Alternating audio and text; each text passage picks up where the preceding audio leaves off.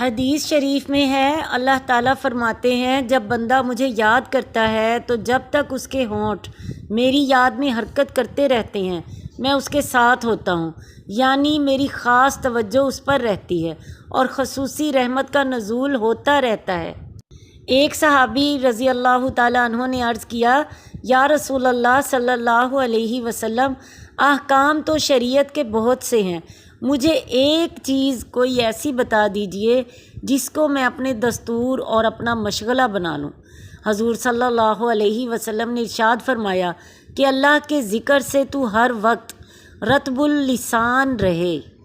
رطب اللسان کا مطلب اکثر علماء نے کثرت کا لکھا ہے اور یہ عام محاورہ ہے۔ ہمارے عرف میں بھی جو شخص کسی کی تعریف یا تذکرہ کثرت سے کرتا ہے تو یہ بولا جاتا ہے کہ فلاں کی تعریف میں رطب اللسان ہے، مگر بندہ ناچیز کے خیال میں ایک دوسرا مطلب بھی ہو سکتا ہے، وہ یہ کہ جس سے عشق و محبت ہوتی ہے اس کے نام لینے سے منہ میں ایک لذت اور مزہ محسوس ہوا کرتا ہے۔ جس کو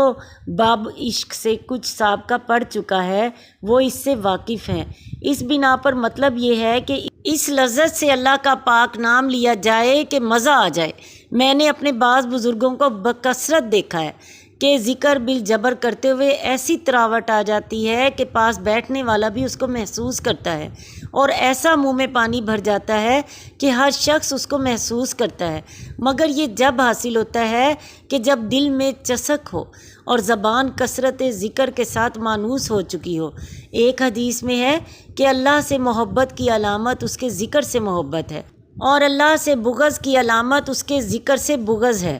حضرت ابو درداء رضی اللہ تعالیٰ عنہ فرماتے ہیں کہ جن لوگوں کی زبان اللہ کے ذکر سے تر و تازہ رہتی ہے وہ جنت میں ہنستے ہوئے داخل ہوں گے۔